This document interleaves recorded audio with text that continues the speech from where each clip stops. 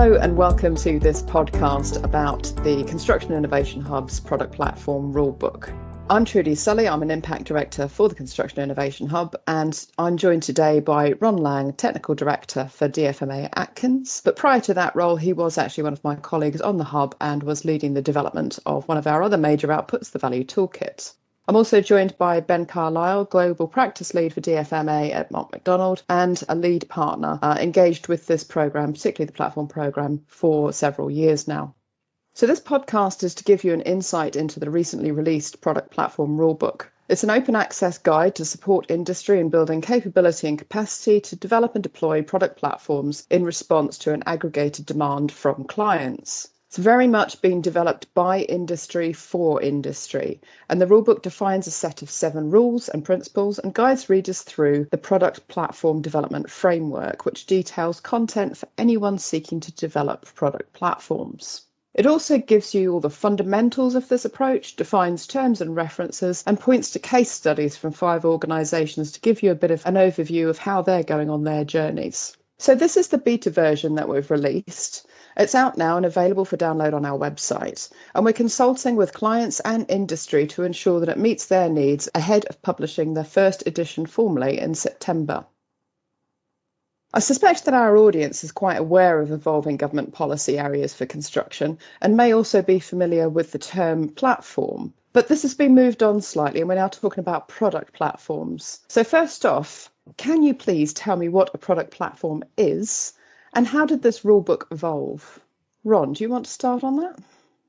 Thank you. Nice to be here, Trudi. Thank you. This is the key question. I think as with many of these things and many of these buzzwords, there are a plethora of explanations of product platforms out there. And Ben, myself and others have had the pleasure of trying to dissect that. But effectively for me, when designing products, whether that's a car, a mobile phone, a building, whatever it is, there's a need to balance the level of variety and customization required or expected rather by customers with the need to get those products to market quickly and to drive economies of scale. So really, product platforms seek to solve this by carefully identifying components and processes and relationships that can be standardized and optimized across a range of different products whilst allowing sufficient variation. So most of us recognize this approach, I think, from the automotive sector. We're often accused of using those examples too much, but it's really useful here where we see manufacturers, in fact, groups of manufacturers developing product platforms, common repeatable components, processes, relationships, which are then used to develop products, which in this case are cars, to serve a number of different markets. Ben, is there anything else in terms of your journey on this rulebook and how it's evolved that you'd like to add at that stage? It's about getting the right balance between making things common enough that you get the benefits of doing stuff over and over again, so across projects, across buildings, with the level of variety that you need to actually make those products or buildings serve the purpose that they need to.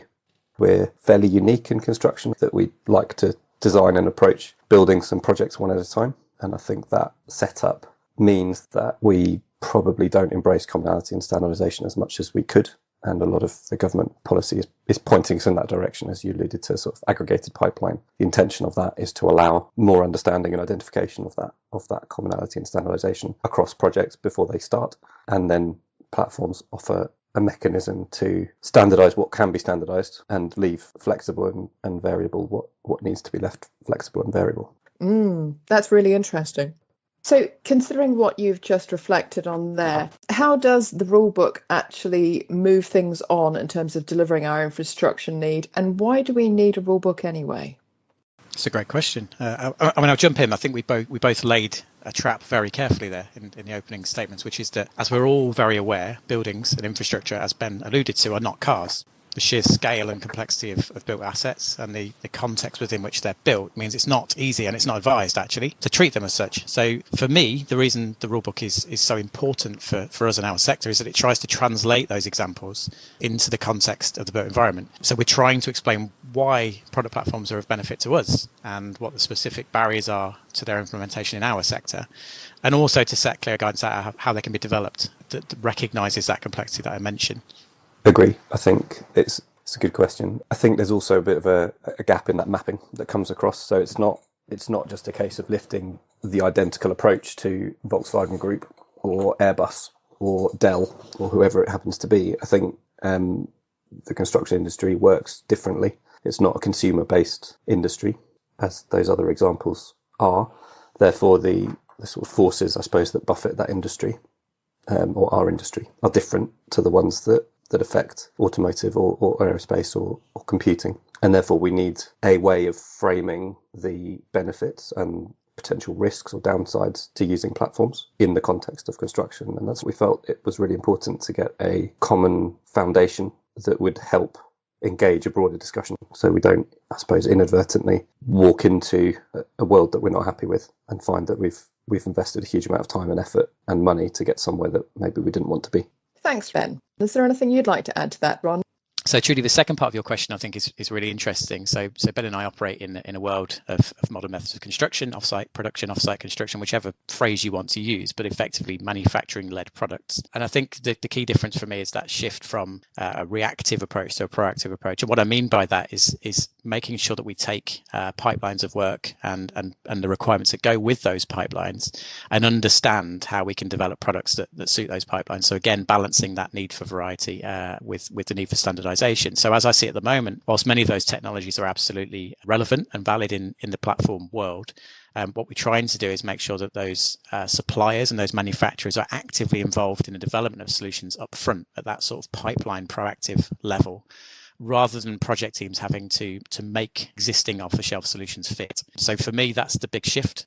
I'd just add to that there is a fair amount of production capacity within the sector, so facilities and labour and expertise that isn't always able to be used as effectively as it could be. So because of the difference in requirements, and they might seem very subtle and very small to an individual project, but the effect that they have on the ability of manufacturers to actually utilise their production lines at full capacity is quite significant. So if a factory is capable of 1,000 units a year, because of all the change that comes rumbling in and the sort of reactive nature of the production, you may only be looking at sort of 500 units a year going through those facilities. And that makes the competitiveness and affordability of those solutions lower.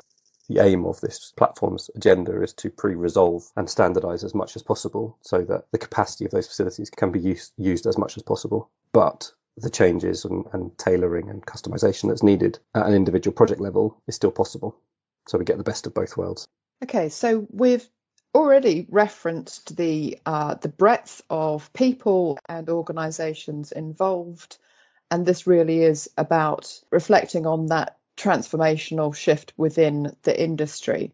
So, Ben, you've said that the necessary sector-wide improvements are really only possible through close collaboration across the sector and between traditional competitors.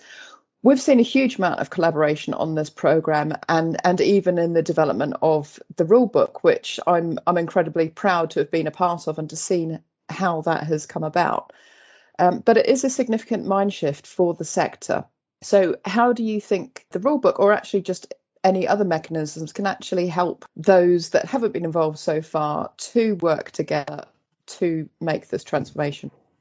I suppose, first of all, just picking up on the mind shift point, I think probably argue that our industry already exemplifies collaboration in quite a number of places. So we're fairly used to, particularly in large scale infrastructure projects, lots of organisations coming together to work together to deliver successful outcomes at a project level.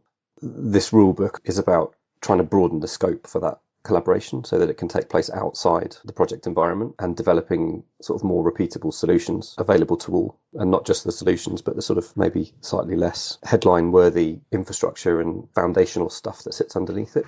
So a key precursor to any collaboration is being able to have a common understanding. It's very difficult to work together with somebody else if you're using the same words to mean fundamentally different things, because everybody's sort of got their own interpretation of what's being talked about, and consensus and common understanding is very, very, very difficult. So a key aim of the Rulebook is to establish the common models, the common ways of thinking about things, the common ways of describing things, the common ways of checking whether something is in or out of a particular definition, and then set out a sort of a common process through which people can work and understand where they are and why they're doing what they're doing. But also on the sort of collaboration front, I think we're emphasising finding and leveraging commonality across projects and across methods of delivery is as valuable as finding common kits of parts to deliver buildings.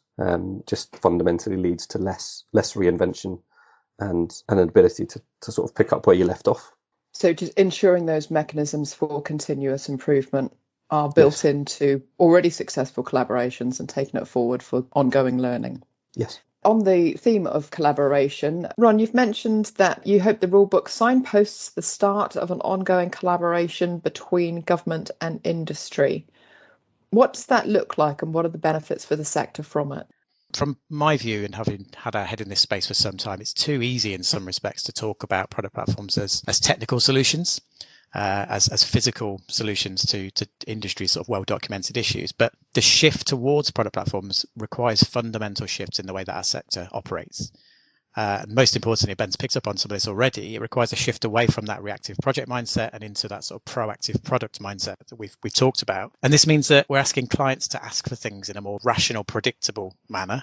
That means that the supply chain have got more visibility, more confidence to proactively invest in solutions that can be rolled out across large volumes of work. But it also requires sector-wide commitment to continuous improvement. So sharing and learning from data about requirements, about pipelines, about products, about projects, and about how those assets actually operate in their life. So fundamentally as well, it requires us to examine our business models. So, talking as a major consultant in this sector, as does Ben, it requires a shift away from business models that rely on revenues associated with sort of design from first principles in that project setting, or from a more delivery perspective from the management of risk, for example. So it really is requiring us to look very, very carefully at the way that our sector operates as a whole. So coming back to the point is that we can't do those things. They're just some examples of the structural and cultural changes that are going to be required to make this actually happen in the first place. And it's clear that the scale of that problem can't be solved in isolation. So, the collaboration we've seen and that you've mentioned, Trudi, through the Hub program is, from my perspective, unprecedented. But we have to find a way to keep that conversation going,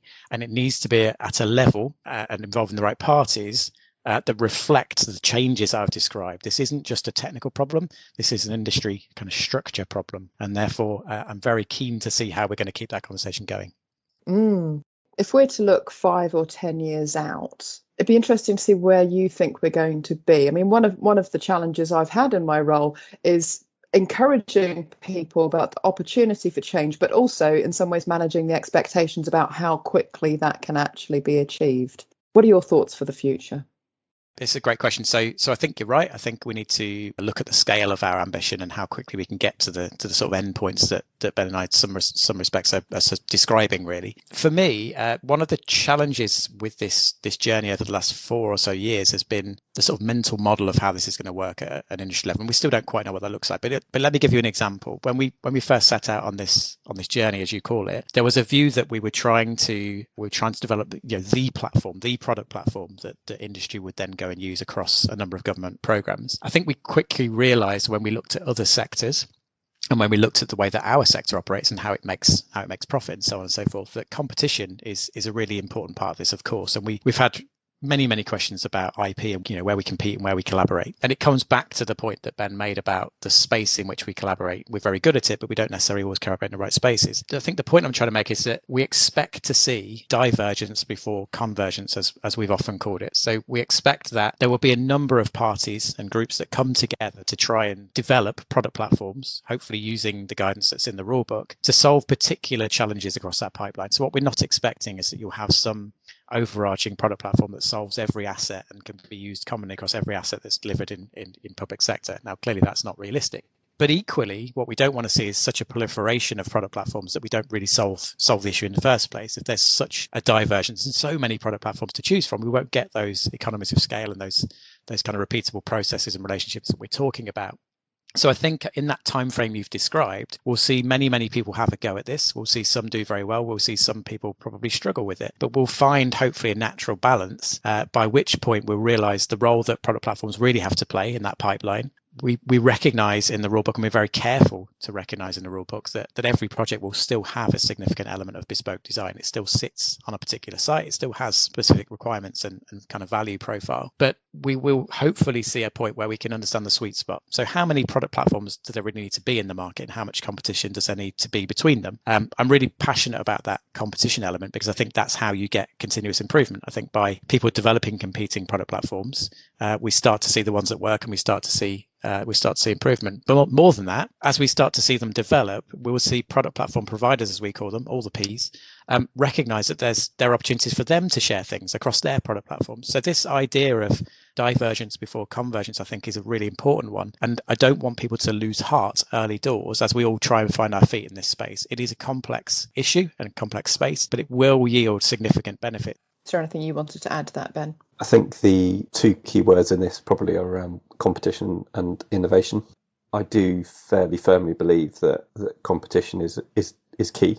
And the reason I say that is I think the platform journey over the next sort of 10 years needs to be very much like an evolution. And I think drawing some parallels with the natural world is probably helpful. The two extremes in the ways that we could imagine platforms sort of developing over the future is there is one central platform authority who develops and dictates the optimal, perfect single solution for everybody to go and use. And then there is competition that takes place sort of within the delivery of that one thing. And somehow there is feedback and improvement into the overall system at the top level that somehow then percolates down through the supply chain and drives further innovation. At the other end, we can imagine a more bottom-up, industry-led movement in this direction where, as Ron describes, many people have a go.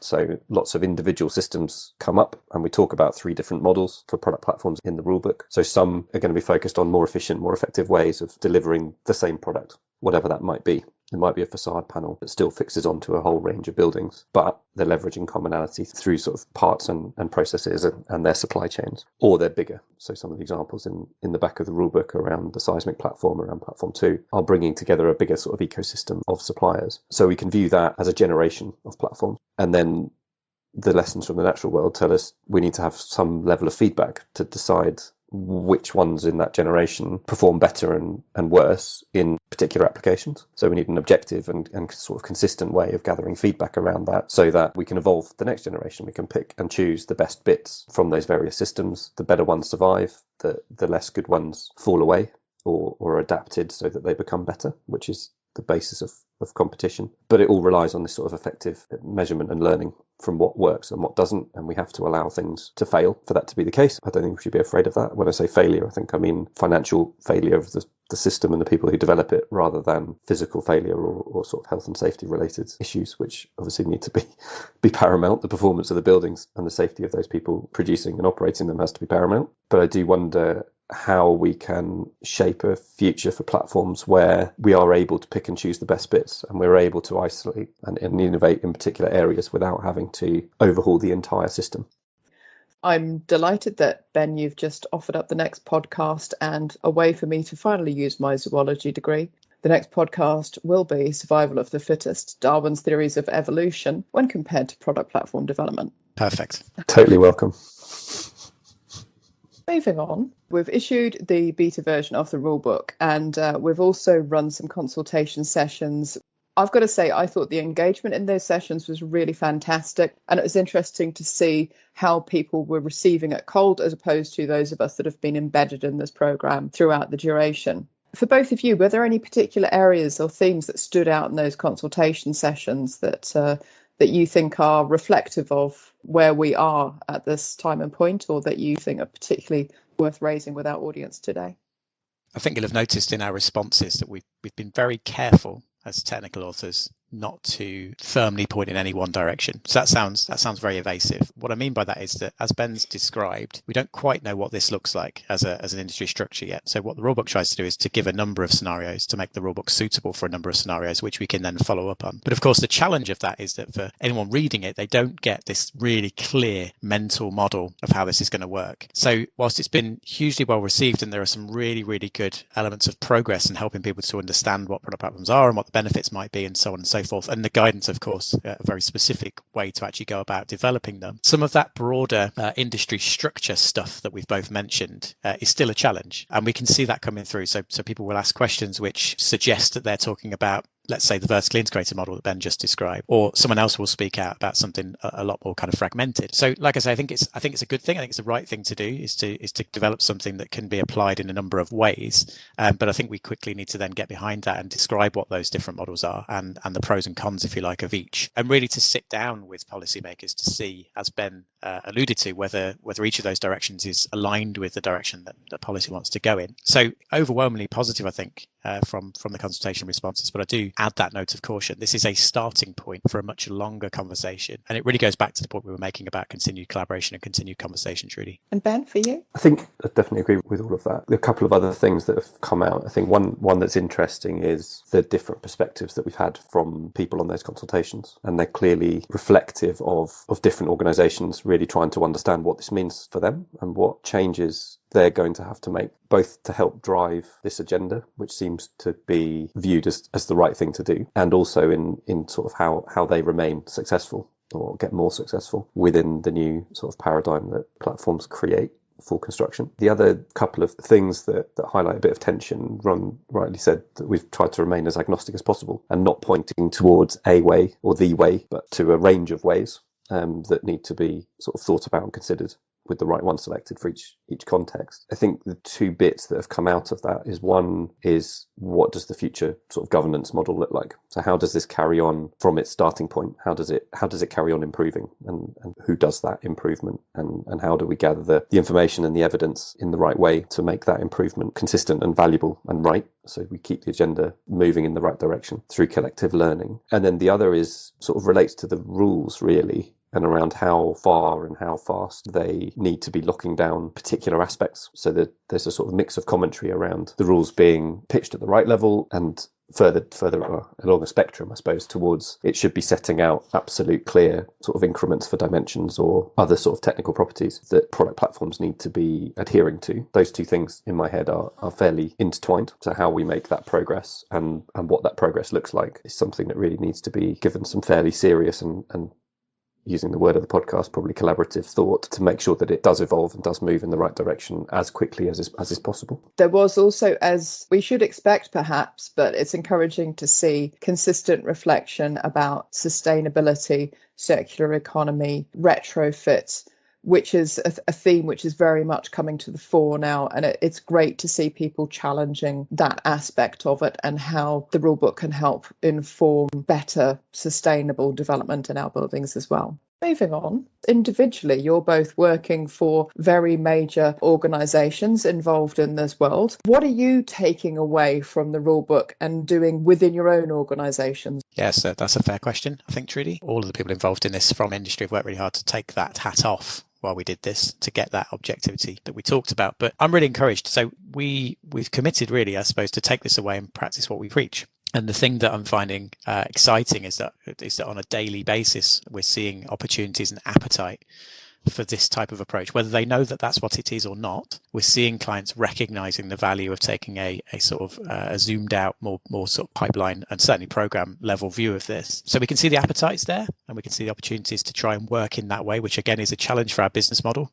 working outside of that project environment. I think it's now for us to work out whether we can follow that guidance. Does it make sense, and which model works for us? And as Ben said, what's our role? As a kind of global engineering consultancy, taking away the crutch that is very detailed design on individual projects is a big deal. So how do we start to work more closely with the supply chain, for example, and work in that sort of product development space? That's not a space that we would traditionally operate in. To work in that sort of continuous improvement portfolio management space, for example, to get that feedback that we've both spoken about. So I'm really encouraged, and I think over the next sort of year or so, we'll start to see these processes, these techniques, and the guidance that we wrote coming into practice in our own organisations, which of course provides a great feedback mechanism for us. But I think it does also raise a note of caution, which we've discussed, which is that as Ben, myself, and others kind of go back into our day jobs, we need to keep this dialogue as open as it has been. We've progressed much, much further together in the last 4 years, and certainly in the last sort of 6 months of writing the rulebook, than we ever would have done individually in our own organisations. So in summary, the appetite is definitely there. The opportunities are definitely there. We'll go and practice what we preach. We'll try it out and see if it works. And then hopefully we'll find a way to keep coming back together to discuss the next steps. Thanks, Ron. Is there anything you'd like to add to that, Ben? I think the main benefit has been, I suppose, being able to point at something objective and agnostic that's not pushing a particular agenda, to say, well, actually this structured approach offers something approaching consensus, and a structured approach to make things easier to digest, both from a sort of comprehension and explaining point of view. So there's some really good illustrations and sort of explanations of what is a very complex or potentially complex subject in the rulebook, which has taken a lot of work from a lot of people.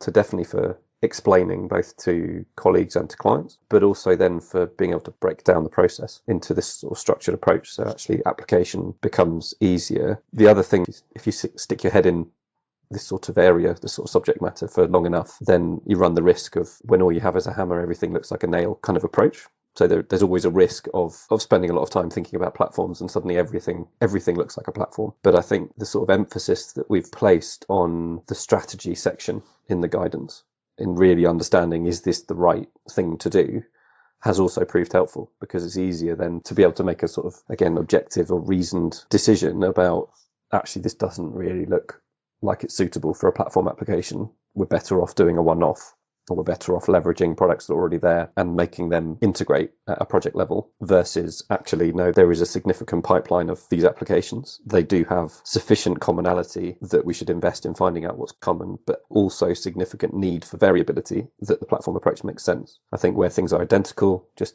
design them using a sort of highly standardized, more product-like approach. Where things are hugely varied, then a traditional approach may well be more appropriate. And it's that sort of sweet spot in the middle, where there's enough pipeline and enough similarity to invest in improving that side, but there's enough need for variety where actually platforms end up making a lot more sense. So Echo, really hugely encouraged, actually. It's helped start and progress a large number of conversations. Excellent, thank you.